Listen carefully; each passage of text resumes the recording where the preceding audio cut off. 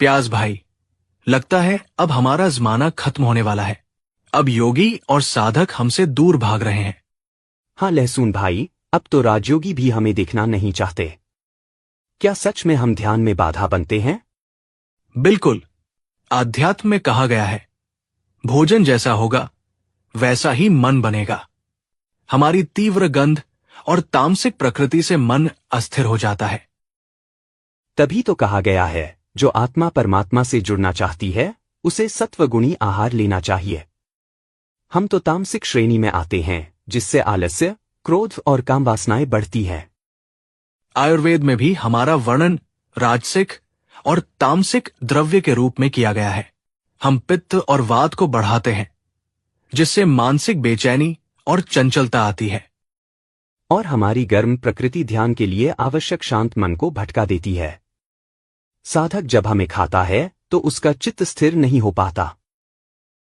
वैज्ञानिक दृष्टिकोण से भी हमें देखने पर चौंकाने वाले तथ्य सामने आते हैं। हम दोनों में ऐसे सल्फर युक्त तत्व होते हैं जो मस्तिष्क की तरंगों को उत्तेजित करते हैं। सही कहा। ईईजी टेस्ट में पाया गया है कि हमें खाने के बाद अल्फा वेव्स कम हो जाती हैं, जो ध्यान की स्थिति के लिए जरूरी होती है।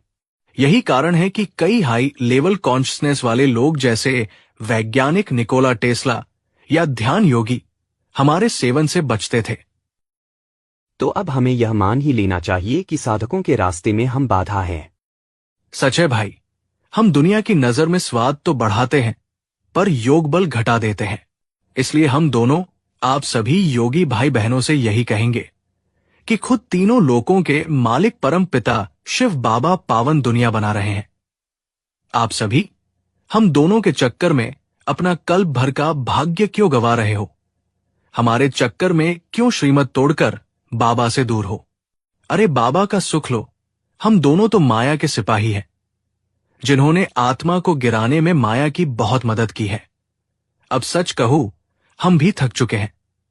अब हमें कम से कम आधे कल्प की विदाई दो। अलविदा योगी आत्माओं।